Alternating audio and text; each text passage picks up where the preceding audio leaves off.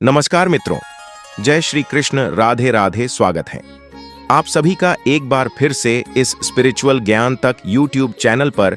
यह ज्ञानवर्धक बातें आपको सोचने पर बहुत ही मजबूर कर देगी। दोस्तों, आज जिस किसी ने भी इस कथा को एक बार ध्यानपूर्वक से सुन लिया तो दोस्तों उसका जीवन बहुत ही सद्गति की ओर चल पड़ेगा, और जो भी व्यक्ति इस वीडियो को आधा अधूरे छोड़कर चले जाएंगे उन्हें सारी जिंदगी भर बहुत ही पछताना पड़ सकता है। किस श्राप के कारण स्त्रियों को मासिक धर्म आता है? स्त्री को किस श्राप के कारण मासिक धर्म आता है? आखिर स्त्रियों को मासिक धर्म क्यों आता है? मित्रों, प्रत्येक स्त्री को हर महीने मासिक धर्म तो जरूर ही आता है, पर आज के इस वीडियो में मैं आपको यह भी बताऊंगा कि स्त्रियों को किस श्राप की वजह से मासिक धर्म की पीड़ा होती है, और तो और मासिक धर्म के दौरान औरतों को कौन से कार्य नहीं करना चाहिए। और मित्रों, जब स्त्रियों को मासिक पीड़ा होती है तो कुछ लोग स्त्रियों को क्यों अछूत समझने लगते हैं। दोस्तों, मैं आपको यह सब एक कथा के माध्यम से बताऊंगा कि आखिर औरतों को मासिक पीड़ा क्यों होती है। तो दोस्तों, चलिए जानते हैं आखिर किस श्राप के कारण स्त्रियों को मासिक धर्म आता है। नमस्कार दोस्तों, आइए इस कहानी के माध्यम से आपको समझाने का कोशिश करते हैं कि आखिर स्त्रियों को मासिक धर्म क्यों आता है। लेकिन उससे पहले, हे हरि विष्णु, जो भी दर्शक बंधुओं इस वीडियो को एक लाइक करें और चैनल को सब्सक्राइब करके कमेंट में जय मां लक्ष्मी लिखें। उन पर धन की देवी माता लक्ष्मी का आशीर्वाद हमेशा उन पर बना रहे। उनके घर में धन की कभी कोई कमी ना रहे, उनका घर हमेशा खुशियों से भरपूर रहे। दोस्तों, यदि आप इस वीडियो को पूरा देखते हैं और कहानी को ध्यानपूर्वक से सुनते हैं, तभी जाकर आपको पूर्ण तरीके से यह जानकारी मिल पाएगी कि आखिर किस श्राप के कारण स्त्रियों को मासिक धर्म आता है। इसलिए दोस्तों, कहानी को पूरा ही सुने, क्योंकि दोस्तों यह ज्ञानवर्धक कथा आपको एक नई जानकारी और बहुत अच्छी सीख देकर जाएगी। मित्रों, एक बार माता लक्ष्मी भगवान विष्णु से पूछती हैं, हे प्रभु, आज मेरे मन में एक प्रश्न को लेकर बहुत ही शंका उत्पन्न हो रही है।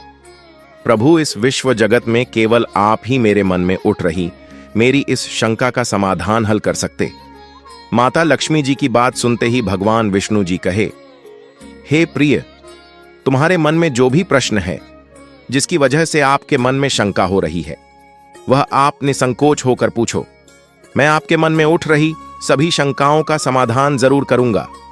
तब माता लक्ष्मी जी कहती हैं, हे स्वामी, वह कौन सा श्राप है जिसके कारण स्त्रियों को मासिक धर्म की पीड़ा सहन करनी पड़ती है? माता लक्ष्मी जी ने अपना दूसरा प्रश्न पूछते हुए कहा, हे प्रभु, एक स्त्री को मासिक धर्म में वह कौन से कार्य नहीं करने चाहिए जिससे वह अपने ऊपर लगने वाले पाप से बच सके? तब भगवान विष्णु जी कहते हैं, हे लक्ष्मी, तुमने संपूर्ण मानव जाति के कल्याण हेतु अत्यंत उत्तम प्रश्न किया है। मैं आपके इन सभी प्रश्नों का उत्तर तुम्हें रमाकांत नामक एक पुरुष के जीवन में हुई घटनाओं के माध्यम से दूंगा, जिससे प्रिय तुम्हें तुम्हारे प्रश्नों का उत्तर इस कथा के माध्यम से प्राप्त हो जाएगा। ये कथा इतनी पावन है कि इस कथा के श्रवण करने मात्र से ही समस्त मनुष्यों के पापों का नाश हो जाता है, जो भी गृहस्थ जीवन में है, और वह पति पत्नी इस ज्ञानवर्धक कथा को बहुत ही ध्यान पूर्वक से सुनते हैं तो उन्हें सुख और सौभाग्य की प्राप्ति हासिल होती है। इसलिए हे देवी लक्ष्मी, मैं जो कथा आपको सुनाने जा रहा हूं, आप भी इस ज्ञानवर्धक कथा को बहुत ही ध्यान पूर्वक से पूरा लास्ट यानी अंत तक अवश्य सुनिए। अब देवी लक्ष्मी कहती हैं, हे नाथ, यह रमाकांत कौन था और उनके जीवन में कौन सी ऐसी घटनाएं हुई थीं? हे प्रभु, मैं इस कथा को सुनने के लिए बहुत ही उतावली हो रही हूं। कृपया आप इस कथा को मुझे पुनः सुनाइए। मैं इसे बहुत ही ध्यानपूर्वक से अंत तक अवश्य सुनूंगी और संपूर्ण विश्व जगत में विख्यात भी करूंगी। तब भगवान विष्णु जी कथा सुनाना आरंभ करते हैं और कहते हैं कि हे देवी लक्ष्मी, पूर्व काल की बात है। निर्मल देश में एक अत्यंत नगरी थी। उस नगरी में रमाकांत नाम का एक ब्राह्मण रहा करता था। रमाकांत को समस्त वेदों और शास्त्रों का भरपूर ज्ञान था। वह एक बहुत तेजवान और परम बुद्धिमान, गुणवान तथा धर्म के मार्ग में खुद की आहुति दे देने वाला एक ब्राह्मण था। सभी वर्णन के लोग रमाकांत को बड़ा सम्मान दिया करते थे। रमाकांत प्रतिदिन यज्ञ करता था। दान धर्म के साथ संध्या उपासना भी किया करता था। रमाकांत पशुपुत्र बंधु बांधव तथा धन संपत्ति से संपन्न थे। रमाकांत की पत्नी का नाम नंदनी था। वह भी अत्यंत चरित्रवान, गुणवान तथा पतिव्रता धर्म का पालन करने वाली स्त्री थी। एक दिन रमाकांत और उसकी पत्नी नंदनी ने मिलकर अपने घरों पर सत्यनारायण भगवान की पूजा रखी और सभी ब्राह्मणों को स्वयं जाकर निमंत्रण दिया। साथ ही नगर गांव में निवास करने वाले समस्त मनुष्यों को उसने पूजा के लिए बुलाया। रमाकांत की पत्नी नंदनी ने अपने घर पर अनेक प्रकार का भोजन भी बनाया था और सभी को भोजन के लिए बुलाया। उसके बाद पूजा के दिन समस्त ब्राह्मण उसके घर पर पधारे। रमाकांत ने सभी ब्राह्मणों का विधिपूर्वक पूजन किया और उन सभी का बहुत ही आदर प्रेम के साथ सत्कार किया।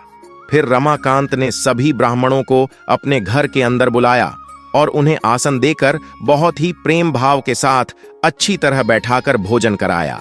ब्राह्मणों को भोजन करा के उनकी भूख की तृप्ति समाप्त करने के बाद रमाकांत ने ईश्वर भगवान का स्मरण करते हुए जिन जिन को रमाकांत ने बुलाया था उन सभी को वस्त्र आदि का दान करके विदा किया। वे सभी ब्राह्मण रमाकांत को सच्चे मन से आशीर्वाद देकर वहां से प्रस्थान कर गए। उसके बाद रमाकांत ने अपने परिवार के सभी मित्र, दोस्त, भाई बंधु तथा अनेक भूखे लोगों को भोजन करवाया। इस प्रकार से रमाकांत ने सभी को भोजन ग्रहण कराकर और पूजा संपन्न करके सभी को विदा करके जब रमाकांत अपने घर के द्वार के सामने गया तो उसने देखा कि उसके घर के सामने एक कुत्ता और सुवर्ण आपस में कुछ बात कर रहे थे। जब ब्राह्मण रमाकांत ने उस कुत्ता और सुअरी की पूरी बात सुनी तो रमाकांत को बड़ा आश्चर्य हुआ। वह कुत्ता और सुअरी उसके माता पिता ही थे, जो पिछले जन्म के पाप कर्मों के कारण इस जन्म में कुत्ता और सुअरी बन गए हैं। तब वह ब्राह्मण रमाकांत मन ही मन सोचने लगा, ये दोनों तो साक्षात मेरे माता पिता हैं, जो मेरे घर पर पशु बनकर आए हैं। ईश्वर भगवान ने किस कारण से इन दोनों को पशु बना दिया है? किस पाप के कारण मेरे माता पिता को यह पशु का शरीर प्राप्त हुआ है? रमाकांत ने सोचा कि अब मैं इनके उद्धार के लिए क्या करूं। इस प्रकार विचार करते हुए रमाकांत को पूरी रात भर नींद नहीं आई और वह रात भर ईश्वर भगवान का स्मरण करते हुए वह सोच विचार करने लगा। उसने सोचा कि मैं अपने माता पिता की मुक्ति के लिए क्या करूं। तब उसे याद आया कि मेरे माता पिता की आत्मा की मुक्ति का उपाय केवल मुनि वशिष्ठ जी ही बता सकते हैं। सुबह होते ही रमाकांत ने स्नान अधिकार संपन्न करके मुनि वशिष्ठ जी से मिलने के लिए उनके आश्रम पर जा पहुंचा। आश्रम के अंदर प्रवेश करते ही मुनि वशिष्ठ जी ने रमाकांत का अच्छी तरह से स्वागत किया और वशिष्ठ जी रमाकांत से कहने लगे, हे ब्राह्मण श्रेष्ठ, आप आज किस कारण से हमारे आश्रम में पधारे हैं? आप बड़े ही दुखी दिख रहे हैं। आपको क्या हुआ? आपके दुख का कारण क्या है? रमाकांत कहता है, हे मुनिवर, आपको मेरा प्रेम भरा सादर प्रणाम। हे मुनिवर, आज आपके दर्शन मात्र से मेरा जन्म सफल हो गया। परंतु हे मुनिवर, यहां आज मैं आपके नजदीक अपनी एक शंका को लेकर आया हूं। कृपया आप ही अब मुझे इस दुख से बाहर निकाले। हे गुरु, मुझे इस शंका से आजाद कीजिए। मैं अत्यंत दुखी और दुर्बल हो गया हूं। वशिष्ठ जी ने आगे कहा कि हे ब्राह्मण देव, आप दुखी मत होइए। आपकी जो भी शंका है वह आप निसंकोच होकर हमसे पूछो। मैं जरूर ही तुम्हारी शंका का समाधान करूंगा। फिर रमाकांत आगे कहता है, हे मुनिवर, कल मैंने अपने घर पर भगवान सत्यनारायण का पूजन करवाया था तथा अनेक ब्राह्मणों को और भूखे लोगों को भोजन ग्रहण कराया। मैंने सब कुछ अच्छी तरह विधिपूर्वक पूजन किया। फिर जब मैं अपने घर के बाहर अपने मेहमानों को अपने द्वार तक छोड़ने आया तो मैंने देखा कि मेरे द्वार पर एक कुत्ता और एक सुअरी दोनों मेरे महल के सामने खड़े होकर आपस में बात कर रहे थे। सबसे पहले तो वह कुत्ता उस सुअरी से इस प्रकार से कहने लगा कि देखो आज कैसी घटना घटी। हमारे संतान पुत्र के घर में ब्राह्मणों के भोजन के लिए जो दूध रखा था, एक सांप ने उस दूध के बर्तन में अपना विश्व उगल दिया था, जिसे देखकर मुझे बहुत बड़ी चिंता होने लगी, क्योंकि उसी दूध से भोजन बनने वाला था। अगर मेरे पुत्र के घर पर उस विषैली दूध से कुछ बनाया जाता और सभी लोग उस दूध को खा लेते तो उन सब की मृत्यु हो जाती। इसीलिए मैंने उस बर्तन में का सारी दूध पी लिया। लेकिन जब मेरी बहू की दृष्टि मुझ पर पड़ी तब उसने मुझे डंडों से खूब पीटा, जिससे मेरे शरीर का अंग भंग हो गया। अब मुझे बहुत अधिक पीड़ा हो रही है और इसी वजह से मैं लड़खड़ाते हुए चल रहा हूं। मुझसे यह पीड़ा थोड़ी सी भी सहन नहीं हो रही है। कुत्ते की बात को सुनकर वह सुअरी बहुत दुखी हो गई और वह अपना वृतांत सुनाने लगी और बोली कि हे प्रीतम, अब मैं तुम्हें मेरे दुख का कारण सुनाती हूं। पिछले जन्म में मैं इस ब्राह्मण की माता थी, परंतु आज इस ब्राह्मण ने सभी लोगों को भोजन ग्रहण कराया, किंतु इसने मेरे सामने घास तक नहीं डाली और ना ही मुझे थोड़ी जल पिलाया। रमाकांत बोला कि हे मुनिवर, इसी कारण से मैं बहुत दुखी हूं। फिर रमाकांत कहने लगा, इस प्रकार से अपने माता पिता को एक कुत्ता और सुअरी के रूप में ऐसा बोलते हुए देखकर मुझे अपनी आंखों से आंसू निकल पड़ा था। मुझे बहुत बड़ा दुख हो रहा है। हे मुनिवर, मुझे पूरी रात भर नींद नहीं आई। हर क्षण मुझे बस यही चिंता सताए जा रही है कि मैंने कभी कोई पाप नहीं किया, हमेशा धर्म के कार्य किए हैं, परंतु फिर भी मेरे माता पिता को ऐसे दुख भरा कष्ट झेलने पड़ रहे हैं। हे मुनिवर, यही मेरी शंका है, इसी कारण आज मैं आपके पास आया हूं। कृपया आप अपनी दिव्य शक्ति से पता करके मुझे बताइए कि किस कारण से मेरे माता पिता की ऐसी दुर्दशा हुई है और उनकी मुक्ति के लिए हमें कौन सा कर्म करना होगा। तब मुनि वशिष्ठ जी ने ध्यान लगाते हुए वह सब कुछ देख लिया और उस ब्राह्मण के माता पिता के पूर्व जन्म के कर्मों के बारे में रमाकांत से कहने लगते हैं। हे ब्राह्मण, तुम्हारे माता पिता ने पिछले जन्म में बहुत ही बड़ा घोर पाप किया है। उसी पापों कर्मों के कारण आज उनकी ऐसी दुर्दशा हुई है। रमाकांत कहने लगता है कि हे गुरुदेव, कौन से पाप के कारण मेरे माता पिता की ऐसी दुर्दशा हुई है? कृपया हमें उसके बारे में अच्छी तरह विस्तार से बताने की कृपा प्रदान करें, मैं जानना चाहता हूं। फिर मुनि वशिष्ठ गुरुजी कहते हैं कि हे ब्राह्मण, तुम ध्यान से सुनो। यह कुत्ता जो तुम्हारे पिता हैं, यह पिछले जन्म में नगर गांव के श्रेष्ठ ब्राह्मण हुआ करते थे। इन्होंने एक दिन एकादशी का व्रत रखा, परंतु यह उसका पालन ना कर सके और भोजन ग्रहण कर लिया था। एकादशी के व्रत के दिन तुम्हारे पिता ने दान धर्म भी नहीं किया। इन्होंने अपने द्वार पर आए हुए कुत्तों को कभी भोजन नहीं खिलाया, एक रोटी का टुकड़ा तक नहीं दिया। तुम्हारे पिता ने अपने पितरों का श्राद्ध भी विधि पूर्वक नहीं किया। तुम्हारे पिता ने पिछले जन्म में मासिक धर्म के दौरान ही तुम्हारी माता के साथ संबंध बनाया था और इसी पाप के कारण तुम्हारे पिताजी को इस जन्म में कुत्ता का जन्म मिला है। हे ब्राह्मण पुत्र, अब तुम अपनी माता के बारे में सुनो। तुम्हारी माता ने मासिक धर्म में होते हुए भी भोजन बनाया। मासिक धर्म के दौरान ही इसने ईश्वर भगवान की पूजा उपासना की, तुलसी को जल चढ़ाया। मासिक धर्म में होते हुए भी तुम्हारी माता ने ईश्वर भगवान को भोग लगाया, इसी कारण से इसे महापाप लगा है। मासिक धर्म के दौरान औरत 3 से 5 दिनों के लिए अपवित्र हो जाती है। मासिक धर्म के दौरान औरत को पूजा पाठ कुछ नहीं करना चाहिए, ना ही सत्संग करना चाहिए। प्रत्येक नारी को इन 3 से 5 दिनों में अपने बाल भी नहीं धोने चाहिए, इससे उसके पति की आयु कम होती है। मासिक धर्म के दौरान पेड़ पौधों को स्पर्श भूल से भी नहीं करना चाहिए। मासिक धर्म में पत्नी के साथ संबंध भी नहीं बनाना चाहिए। वह मुनिवर अब आगे कहते हैं कि जो भी पति मासिक धर्म में अपनी पत्नी के साथ संबंध बनाता है, उसे ब्रह्म हत्या का पाप लगता है। जो पुरुष उस वक्त के टाइम यानी समय में औरत के वस्त्रों को स्पर्श करता है, उसे भी पाप लगता है। मासिक धर्म स्त्री के शरीर में 3 से 5 दिनों तक ब्रह्म हत्या का पाप निवास करता है और 6वें दिन ही वह स्नान करके पवित्र हो जाती है। 6वें दिन स्नान करने के पश्चात रजस्वला स्त्री को अपने पतिदेव का मुख देखना चाहिए, अन्य किसी पुरुष का मुख नहीं देखना चाहिए। यदि पति समीप ना हो तो सूर्य देव के दर्शन करने चाहिए। गुरु वशिष्ठ रमाकांत से कहते हैं, हे ब्राह्मण श्रेष्ठ, इसी पाप के कारण तुम्हारे पिता को कुत्ता और तुम्हारी माता को स्वरी का जन्म प्राप्त हुआ है। रमाकांत आगे कहता है, हे मुनिवर गुरुजी, अब आप मुझे मेरे माता पिता की मुक्ति के लिए उपाय बताने की कृपा प्रदान करें। तब वशिष्ठ जी अपनी दिव्य दृष्टि से इसका मार्ग भी देख लेते हैं और कहते हैं कि हे ब्राह्मण, तुम किसी भी अमावस्या के दिन अपने माता पिता की मुक्ति के लिए अच्छे मन से श्राद्ध तथा तर्पण करो और दान धर्म करो। गौ माता की सेवा करो, गौ माता को भोग खिलाओ और अपने माता पिता की मुक्ति के लिए सच्चे मन से ईश्वर भगवान से प्रार्थना करो। रमाकांत जैसा वशिष्ठ जी कहते हैं वैसा ही करता है और फिर उसके माता पिता को समस्त पापों से मुक्ति मिलती। अब भगवान विष्णुदेव देवी लक्ष्मी से कहते हैं, हे देवी, अब मैंने तुम्हें रजस्वला औरत को कौन से कार्य नहीं करने चाहिए इस विषय में तो बता दिया। हे देवी, अब मैं तुम्हें यह बताता हूं कि किस श्राप के कारण प्रत्येक नारी जाति को मासिक धर्म की कठोर पीड़ा को सहन करना पड़ता है। तब माता लक्ष्मी जी बोली, हे नाथ, आपके इस प्रश्न के उत्तर से प्रत्येक नारी जाति की रक्षा होगी। मैं स्वयं उनके साथ रहकर उनको इस विषय में मार्ग प्रदान करूंगी। तब भगवान विष्णु जी आगे कहते हैं, हे देवी, ठीक है, मैं तुम्हें इस प्रश्न का उत्तर भी दे देता हूं। प्राचीन में कालकेय नाम का एक प्रसिद्ध दानव हुआ करता था।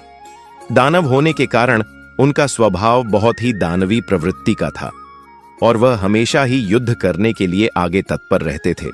फिर अचानक से एक दिन सभी दानव वृत्रासुर दानव के साथ मिलकर स्वर्ग लोक पर आक्रमण करने लगते हैं।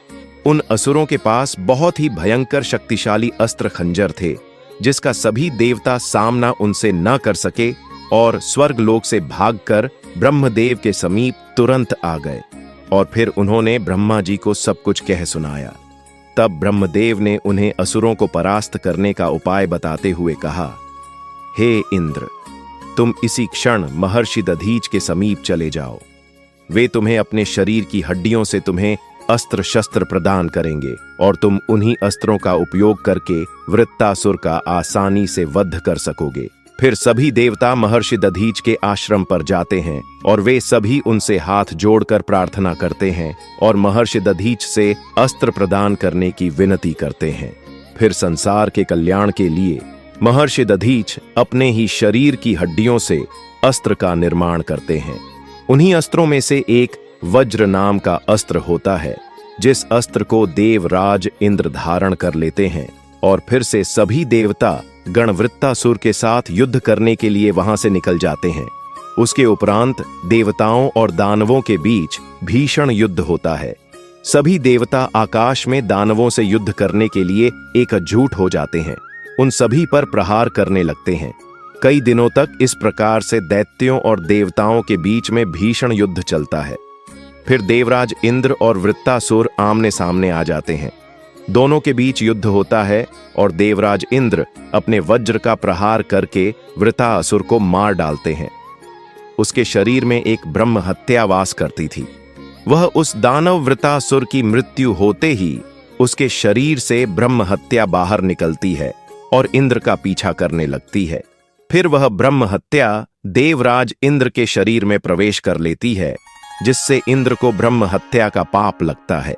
देवराज इंद्र तुरंत ही ब्रह्मदेव के समीप जाते हैं और उनसे ब्रह्म हत्या से छुटकारा पाने का उपाय पूछते हैं। ब्रह्मदेव उस ब्रह्म हत्या को इंद्र के शरीर से निकलने की आज्ञा देते हैं और वह ब्रह्म हत्या इंद्र के शरीर से बाहर निकलकर ब्रह्मदेव से कहने लगती है, हे परमपिता ब्रह्मदेव जी, अभी तक मैं वृत्तासुर के शरीर में निवास कर रही थी, क्योंकि उसने अनेक ब्राह्मणों की हत्याएं की थी। जब इंद्र ने वृत्तासुख्यम, मैं इंद्र के शरीर में वास करने लगी। अब आप ही मुझे कोई उचित जगह दीजिए जहां पर मैं रह सकूं। फिर ब्रह्मदेव कहते हैं, ब्रह्म हत्या, मैं तुम्हें उचित जगह देता हूं। ब्रह्मदेव ने ब्रह्म हत्या के 4 भाग कर दिए और कहा, ब्रह्म हत्या तुम्हारा 1/4 भाग अग्नि के भीतर रहेगा, क्योंकि जो भी मनुष्य अग्नि को आहुति नहीं देगा तुम उसके शरीर में प्रवेश कर लेना। ब्रह्मदेव ने फिर कहा कि तुम्हारा दूसरा 1/4 भाग जल के भीतर रहेगा।